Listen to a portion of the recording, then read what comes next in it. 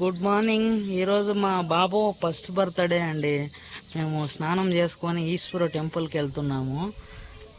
మేమైతే ఆంధ్రకి పోతున్నాము టెంపుల్కి. హాయ్ చెప్పు, హాయ్ చెప్పు డాడీ. హాయ్ హాయ్ హాయ్ చెప్పు. మా మేడము రెడీ అయింది. పూజ కోసము తీసుకున్నాము టెంకాయ అన్నీ. టెంపుల్కి వెళ్తున్నాము. ఈశ్వరుడు పరమేశ్వరుడు టెంపుల్కి వెళ్తున్నాము.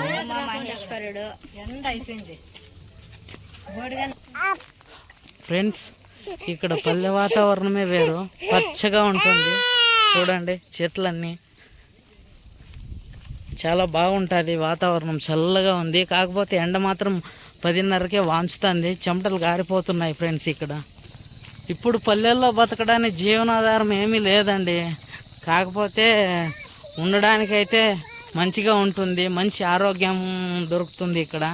అంతేగాని ఎందుకంటే ఇక్కడ బతకడానికైతే ఏం పని చేసుకోవడానికి ఏమీ లేదు.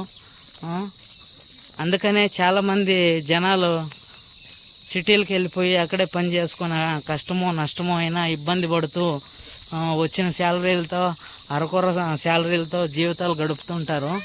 ఇక్కడ వస్తే అది కానీ లేదండి. చూడండి ఎంత బాగుంటుందో, పచ్చదనంతో కూడి ఉంటుంది పల్లెటూరు. అందుకే పల్లెటూరు ఎప్పటికీ నంబర్ 1 స్థానమే. చూడండి మా గుండుగాన్ని చూడండి అప్ప. మా గుండుగానికి ఈరోజు బర్త్డే, పుట్టినరోజు శుభాకాంక్షలు చెప్పండి. మీ ఆశీర్వాదం మా గుండుగానికి ఇవ్వండి.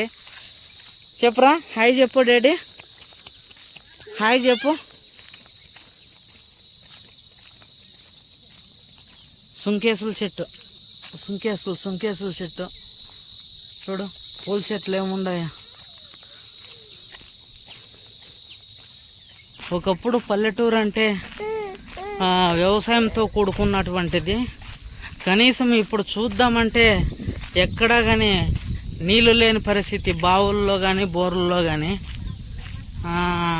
అందుకే చాలామంది వ్యవసాయం చేసేది కూడా వదిలేసి భూములు, బావులు, బోర్లు అన్నీ ఉన్నప్పటికీ ఇక్కడ పల్లెటూరు వదిలేసి సిటీలకి వెళ్ళిపోయి బతుకుతున్నారు చాలామంది. ప్రతి కులం వాళ్ళు ఉన్నారు ఇందులో. అది పరిస్థితి. అంటే కాలం అలా చేంజ్ అయిపోతుందండి ఇప్పుడు. ఎందుకంటే జనాల్లో స్వార్థం పెరిగిపోతుంది కాబట్టి. అందుకే కాలంగానే అలాగే సమాధానం చెప్తూ ఉంది. అది పరిస్థితి. ఇంకా మున్ముందు ఇంకా ఎలాంటి సిచ్యువేషన్లు చూడాల్సి వస్తుందో అసలు ఊహకు కూడా అందవు. అలాంటి సిచ్యువేషన్లు ఎదురవుతాయి అనేసి అయితే నాకు అనిపిస్తుంది. ఇంకా చాలా కష్టమైన పరిస్థితుల్లో ఎదుర్కోవాల్సిన పరిస్థితులు అయితే మున్ముందు ఉంటాయని నేను అనుకుంటున్నాను. వచ్చేసామండి మేమైతే ఇక్కడ దగ్గరికి టెంపుల్కి వచ్చేసినాము. ఈశ్వరుడు ఉంటాడు ఇక్కడ. నాకు బాగా ఇష్టమైన దేవుడబ్బా ఎవరు అంటే నాకు ఈశ్వరుడు. అందుకే ఈరోజు మా బాబుని తీసుకొని ఈశ్వరుని టెంపుల్కి వచ్చేసామండి.